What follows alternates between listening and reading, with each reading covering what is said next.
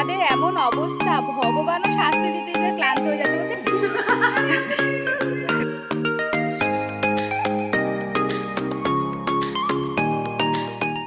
Hello everyone, good morning, welcome back to my channel Susmita's mix blog. আরও একটি নতুন ব্লগের সাথে তোমাদের সকলকে জানাই অনেক অনেক ওয়েলকাম। তো আজকে হচ্ছে শনিবার আর এখন এই 11:15 মতন বাজে। আমি সবে মাত্র স্নান করে এলাম। আজকে এখনও বিছানাপত্র কিছু পরিষ্কার করা হয়নি। কালকে ব্লগটা যেহেতু ভালোভাবে করা হয়নি তাই ভাবলাম আজকে একটু ভালোভাবে ব্লগ করব। তো চলো, এখন রান্নাবান্নাও এখনও বসেনি। আজকে সেরকম কিছু রান্নাবান্না হবে না, মায়েরও পেটটা ব্যথা ব্যথা করছে, ওই জন্য হালকা পাতলাই আজকে রান্নাবান্না হবে, ওই জন্য একটু বেলা করে বসাবো। আর এখন একটু আমি আর মা দুজন মিলে একটু টিফিন করব, তো ম্যাগি বসাবো। ভাবলাম তার আগে ব্লগটা শুরু করে দিই। তো চলো, এখন থেকে আমি আমার ব্লগটা স্টার্ট করছি, তোমরা কন্টিনিউ দেখতে থাকো।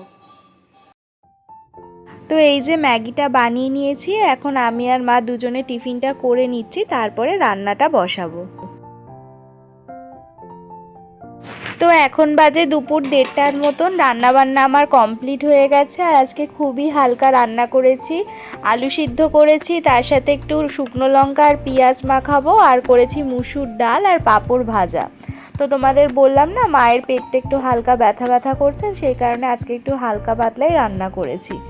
আর এই যে মা এখানে বসে রয়েছে, আর এদিকে দেখো রান্না বান্না করে গ্যাস ট্যাস মুছে সব পরিষ্কার করে আমি রেখে দিয়েছি। তারপরে এই যে বাবা চলে এসেছিল, বাবাকে এখন মা খেতে দিয়ে দিচ্ছে। তো ওকেও ফোন করলাম, ও বলল আসছে, কাছাকাছি চলে এসছে। তো বাবা খেয়ে দিয়ে উঠলে তারপরে আমরা তিনজন মিলে একসাথে খেতে বসে পড়বো। তো এই যে ওনার কথা বলতে বলতে উনি চলেও এসেছেন। তারপরে এই যে আমরা সবাই মিলে বসে পড়েছিলাম খেতে। তো এখন বাজে সন্ধে 8:10 মতন। দুপুরবেলা খাওয়া দাওয়া করার পরে ব্লগটাকে আর কন্টিনিউ করা হয়নি, কারণ আমি ঘুমিয়ে পড়েছিলাম। বৃষ্টি হচ্ছিল, ওয়েদারটাও ভালো ছিল। তো ঘুম থেকে উঠেছি 5:30টার সময় করে। তারপরে ঘরের যা টুকটাক কাজকর্ম থাকে সেগুলো সেরেই বসেছিলাম। তো চলে এসেছে অফিস থেকে, চাও খাওয়া হয়ে গেছে, এখন বসে আছি। তারপরে মনে পড়লো যে আমি তো ব্লগ করছিলাম। কালকে ব্লগটাও ভালোভাবে করা হয়নি, আর আজকেরটাও ভালোভাবে করা হলো না। কি জানি, দুদিন ধরে আমি ব্লগ করার এনার্জিই পাচ্ছি না। তো যাই হোক, দেখি কালকে যেহেতু রবিবার, কালকে ব্লগটা ভালোভাবে করার চেষ্টা করব। তো চলো, এখন সেরকম কোনো কাজ নেই, এখন বসেই থাকবো। আর এই যে এখন একটু চানাচুর মাখিয়ে নিয়ে এসেছি পেঁয়াজ লঙ্কা তেল দিয়ে, তো আমি আরও এখন বসে এটাই খাচ্ছি। এতক্ষণ তোমরা যে ব্লগটা দেখছিলে ওটা ছিল শনিবারের ব্লগ। তো আজকে হচ্ছে রবিবার, সন্ধ্যে 7:30টার মতন বাজে। এখন আমরা সবাই মিলে বেরিয়ে পড়েছি ঘুরতে যাব বলে। মানে আমাদের এমন অবস্থা, ভগবানও শাস্তি দিতে দিতে ক্লান্ত হয়ে যাচ্ছে। বলছে এত শাস্তি দিচ্ছি তবু এদের মুখের হাসি কেন যাচ্ছে না। হ্যাঁ, ভগবান লাস্টে ফেড আপ হয়ে যাবে আমাদের শাস্তি দিতে দিতে। আমি তো নেতিয়ে পড়ে আবার চাঙ্গা হয়ে উঠি। আমি কিছু সময়ের জন্য নেতিয়ে পড়ি। তো এখন সন্ধেবেলা এই 7:30 পৌনে 8টার মতন বাজে। আমি, আমার বর অয়নদা, মেঘার দিদি, আমরা 5জনে মিলে যাচ্ছি একটু গঙ্গাধারের দিকে, একটু ঘুরতে যাচ্ছি। মানে জীবনে এত সমস্যা না, আর কিচ্ছু ভালো লাগছে না। দুদিন ধরে মনটা একদম ভালো নেই, যে কারণে আমি ঠিকঠাকভাবে ব্লগও শ্যুট করতে পারছি না। জানি না কী পাপ করেছি, ভগবান একেবারে হাত ধুয়ে পিছনে পড়ে গেছে শাস্তি দেওয়ার জন্য। একটা সমস্যা যায় আর একটা সমস্যা ঘাড়ে এসে চাপে। তো মানে ঘরে থেকে থেকে না একদম ভালো লাগছে না মনটা। তো যে কারণে বরকে বললাম যে একটুখানি চলো সবাই মিলে একটু ঘুরে আসি আমাদের গঙ্গার ধার থেকে। তো যে কারণে সবাই মিলে বেরোলে কি বলো তো, একটু হাসি ঠাট্টা হয়, গল্প গুজব হয়, মনটা ভালো লাগে। আর ঘরে যদি একঘেয়েভাবে বসে থাকি না, তখন আরও মাথার মধ্যে চিন্তা আসে, মন খারাপ লাগে, মনে হয় যেন ডিপ্রেশনে চলে যাচ্ছি, এইরকম একটা ব্যাপার। তো এখন আমরা ওই জন্য সবাই মিলে একটু গঙ্গার ধারের দিকে যাচ্ছি, গঙ্গার ধারে বসে একটু গল্প আড্ডা করব, তারপরে বাড়ি ফিরে আসব। তো ফাইনালি আমরা হাঁটতে হাঁটতে চলে এসেছি গঙ্গার ধারে। আগে না এই জায়গাগুলো পুরো ফাঁকা থাকতো জানো, আর এখন দেখো কত দোকানপাট, কত কিছু বসেছে। আর আমি প্রায় অনেক দিন পর আসলাম গঙ্গার ধারে। এই জেটির পাড়ে যাবে, দাঁড়া ওরা আসুক। এই যে এখন আমরা সবাই মিলে একটা দোকানের সামনে এসে দাঁড়িয়েছি। অয়নদা চায়ের অর্ডার দিচ্ছে, তো এখন সবাই মিলে এখানে দাঁড়িয়ে একটু চা খাবো, তারপরে একটু জেটির পাড়ে যাবো। অয়নদা হেঁটে হেঁটে এত দূর এসেছে চা খেতে। অয়নদাকে হাঁটি হাঁটি নিয়ে এসেছি, ওই জন্য অয়নদাকে চা খাবে তারপরে ঘুরবে।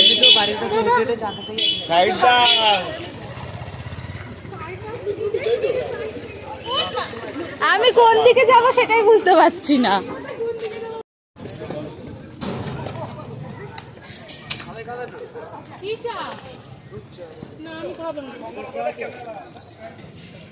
তুমি কি ডায়েট করো?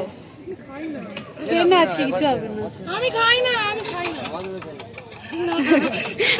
খাবো না, আমার নিও না। আরে নেশা হবে না, নেশা আরে শালা নেশা না হওয়ার জন্য খাবো। চারটে আমার জন্য, আমার একটু এক্লেয়ার্স কিনে দাও। যার কাটি হবে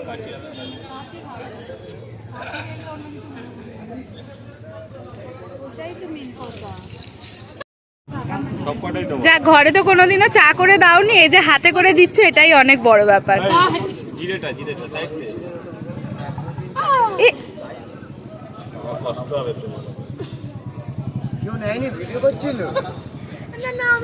আরে ঘরে তো কোনোদিনও চা করে দেয়নি, এই যে হাতে করে দিচ্ছে, এটাই অনেক বড়। ও ধরে রয়েছে, সবাই যে যার ভিডিও করছি।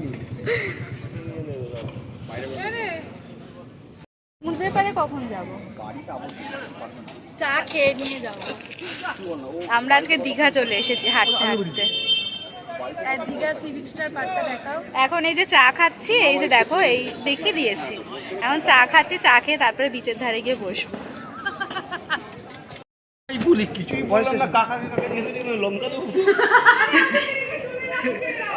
আমরা দীঘা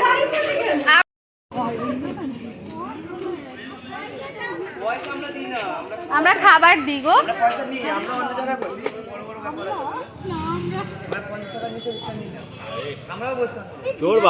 তো আমরা এখন লঞ্চ ঘাটে যাচ্ছি। আমরা এখান থেকে পার হয়ে যাব বাউরিয়া স্টেশন, ওখান থেকে যাব দীঘা।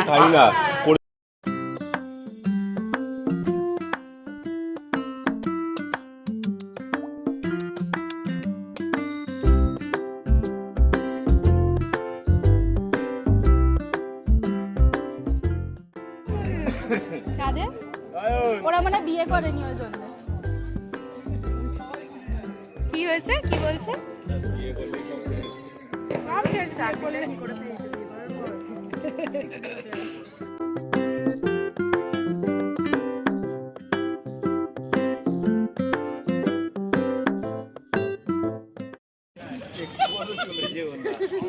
ও যেতে দিতে চাইছে না ওই জন্য।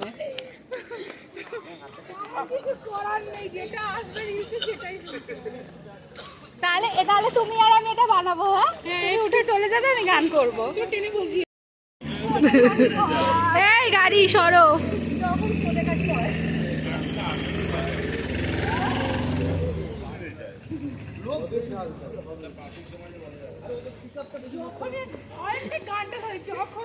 অয়নাকে গানটা কে শিখিয়েছিল সেটা জিজ্ঞাসা করো। মেঘা শিখিয়েছিলে?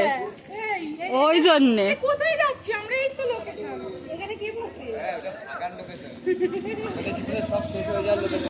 তো এই যে আমরা এখানে এসে একটু বসেছি, তো সবাই মিলে একটু গল্প গুজব করব। ওরা আবার দুজনে কোথায় একটা গেল। তো যাই হোক, এত মশা, মানে বসে যে একটু গল্প করব তার উপায় নেই, পুরো ছেকে ধরেছে মশা। তার এখন দেখো গঙ্গাতে ভাটা রয়েছে, তো জল অনেকটাই দূরে রয়েছে, আর এই গঙ্গার দিকে তাকিয়ে থাকতে যে কি ভালো লাগে কি বলবো। তো ঘুরে টুরে বাড়ি চলে এসেছি, আর এই যে দেখো রাতের খাবার খেতেও বসে পড়েছি। তো চলো আজকে ব্লগটা এখানেই এন্ড করছি। তোমাদের কেমন লাগলো অবশ্যই কমেন্ট করে জানিও। ভালো লাগলে ব্লগটাকে লাইক করে আর চ্যানেলটাকে সাবস্ক্রাইব করে বেল আইকনটা প্রেস করে দিও, যাতে করে আমি যখনই ব্লগ আপলোড করব তোমাদের কাছে নোটিফিকেশান চলে যায়। তো চলো এখনের মতন টাটা, দেখা হবে আরও একটি নতুন ব্লগের সাথে। ততক্ষণ ভালো থেকো, সুস্থ থেকো।